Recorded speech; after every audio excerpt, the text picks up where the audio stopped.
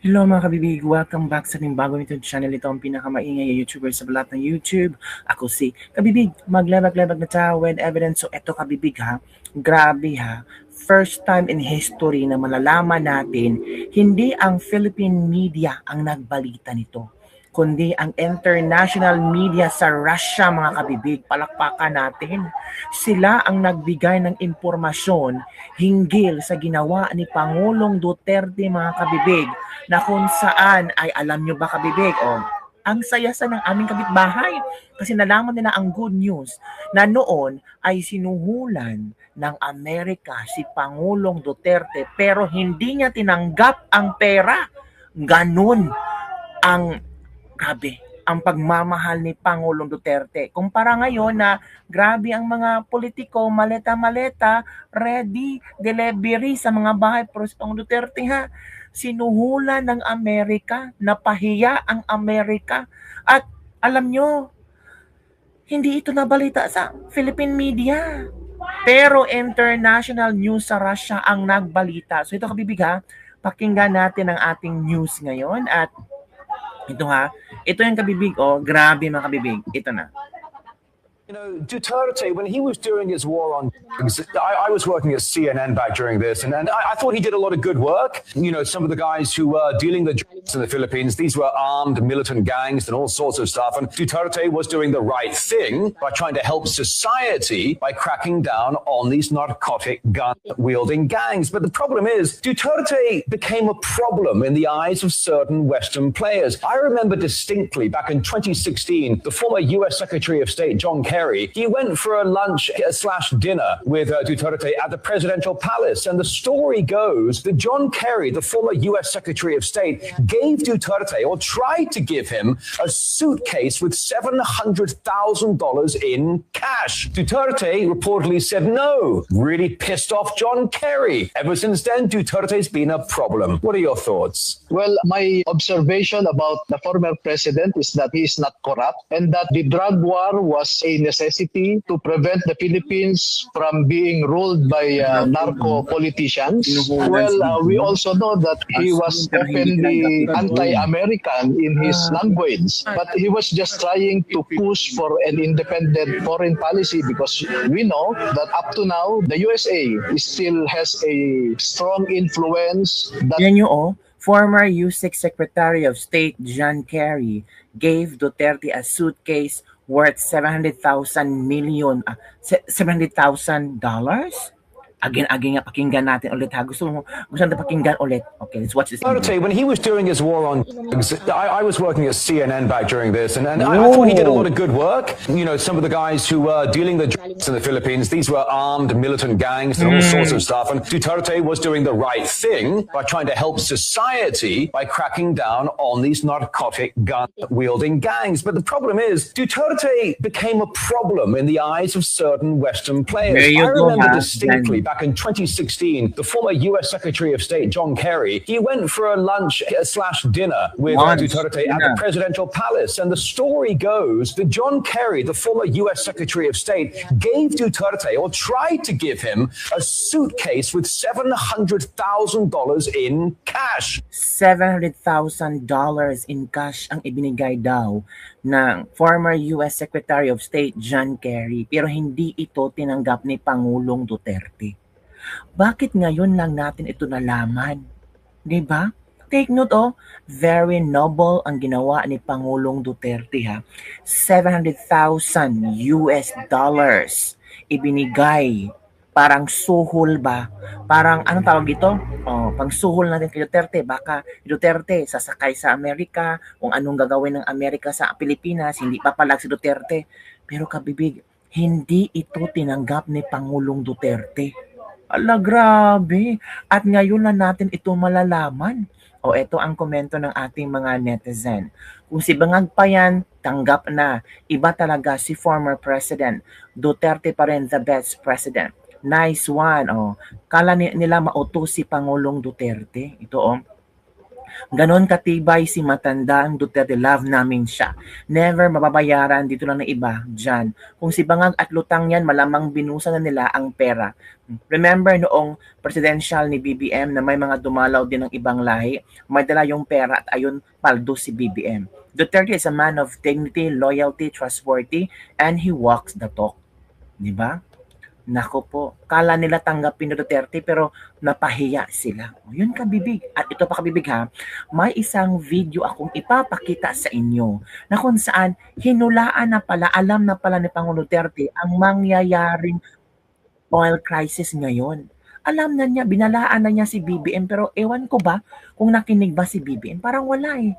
Binalaan na ni Pangulong Duterte si BBM na mangyayari itong oil crisis. Pero anong ginawa ni BBM? Wala lang. Dinedma niya ang statement ni Pangulong Duterte. It's because kala niya magaling siya. Kasi napahiya siya nang sinabihan siya ng Pangulong Duterte nga merong isang presidente na weak. Let's watch this video. Sa totoo lang, ma'am, itong nangyayari ngayon sa Ukraine, pati, it's oil. Sinabi ko na sa inyo at the beginning, hindi ko lang sinabi yung repercussions. But kasi ma'am, sabi yan sa inyo, she's an economist, yung export pati import natin talagang maderail dyan. And for as long as we are dependent on the fossil oil, tataas yan. I think that the war in Europe will be one of attrition.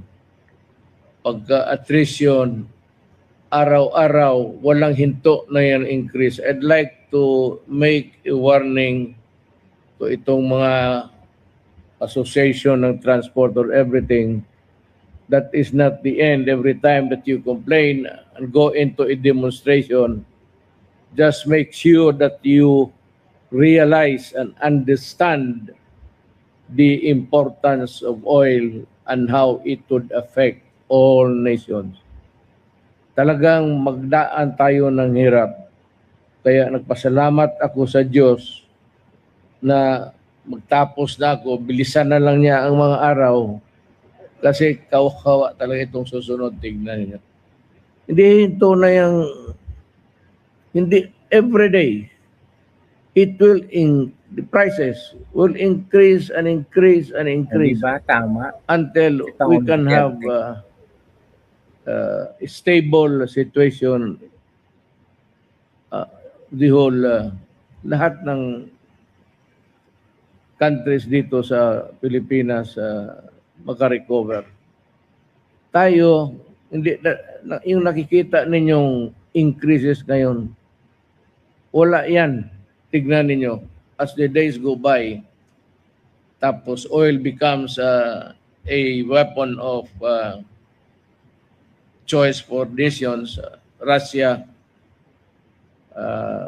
nandyan siya, but I really do not know how it would affect. Hindi man ako masyadong dyan. Pero tinitignan ko lang yung oil at yung gera ngayon. It will not end.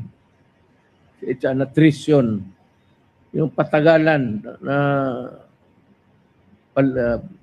Masarap pakinggan si shooting each other. Maintindihan mo mga sinasabi. Wala tayong choice because the other alternative would be, if you want to finish it, you just push the button there for a nuclear war, and that will be the end of our worries. At sabihin ko, by that time, hindi na kayo mag-demonstrate dyan, kayong mga association, ng mga drivers, operators. Yan. Pag nuclear na, wala na tayong pag-usapan. Wala na tayong i-import. Pati, bakit man kayo tapos naman lahat? pagbagsak niyang nuclear, one for each country, the Philippines will not be an exemption if war really breaks out.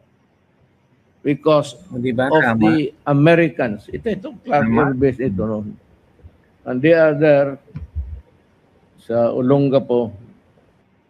And the enemies of America knows that or know that may mga Amerikano na nakabase dito until now. There are a lot of American soldiers and there are weapons we do not know if it is also for a war that would come na sana hindi.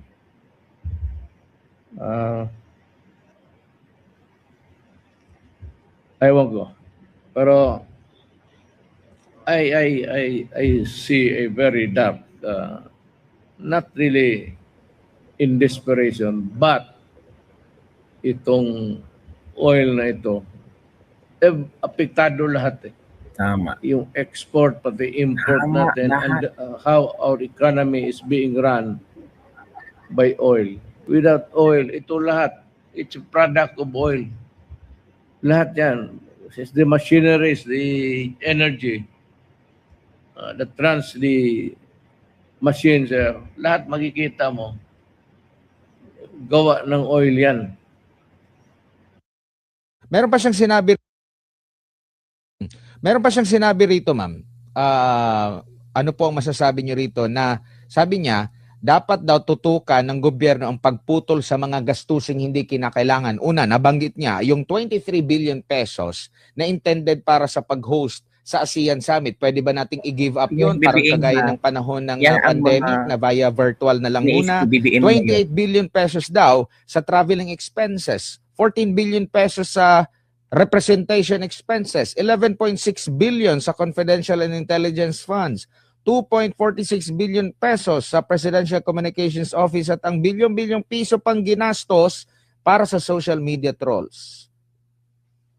Alam mo, Admar, ginawa yan ng dating Presidente Duterte, 12% siya across the board para may savings para sa pandemic na magagamit, no?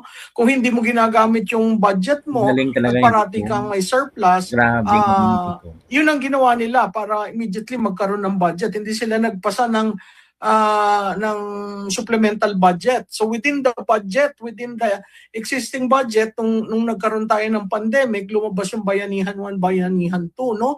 So makikita mo at yun, talagang worst case scenario ang ginawa. Di ba lockdown ka agad? Worst case scenario. Kasi parati niyan sinasabi, kung hindi tayo umabot doon sa worst case scenario at naging conservative tayo, libre tayo, makakahinga tayo. Itong administrasyon na ito, hindi ko makita yung ganon. Walang call na lipunin lahat yung mga savings, yung mga surplus. Kunyari, tapos na ang first quarter. Nagamit nyo ba? Pag hindi nyo nagamit, hindi na namin yan i-release. Gagamitin namin yung pondo para dito sa crisis. Walang ganong effort. So makikita mo, talagang leaderless, kahit ka nagpasa ng EO, na ang tawag nga uplift, ang lokohan nga, maa-uplift ba ang Pilipino? Napakahirap itong ginagawa nila na wala talagang financial plan to respond to the crisis. Walang financial plan, wala pang contingency plan. Agree. Kasi ang una nilang EO is an energy emergency. It's not even a crisis. So, ang definition nila ng energy emergency is supply and demand. Maghanap ka ng supply, makakayanan ang demand. Meanwhile, of late lang, kahapon lang yata nagkaroon ng price control. So, makikita mo bakit tiyanggi kumbaga ang action piraso-piraso. Hindi, sabi nga nila, whole of nation Bakit hindi nagiging ganun ang approach? At hands on deck, wala silang sense of urgency. Wala. Hindi ko nakikita yan. Ang daming taong naglalakad sa Commonwealth, araw-araw. Nakikita nyo, kumakapal lang kumakapal. Wala man lang linalagay na contingency na sakayan. Sinasabi nila, pinagmamalaki ang labas. Nakita mo na ba ang labas? Ako hindi ko makakita ng labas. So hindi ko makita yung tugon ng gobyerno. Kaya ang mga Pilipino asar na asar. At yung agree. kaasaran nila, hindi naman pala tayo matutulungan. Kanya-kanya ngayon ang galawan. Kanya-kanyang bumabalik uli yung community pantry.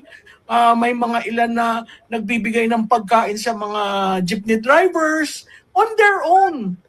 Yun mga kabibig. Tama si Miss Malu. Tingin niyo si Duterte ha. Diba? Nakikita na niya na posibleng mangyayari ito nga. At nangyari talaga. Diba? So ano ang iyong komento mga kabibig? Don't forget to like, subscribe, and share this video para sa mga latest trending news na ating pag-usap-usapan. Grabe no?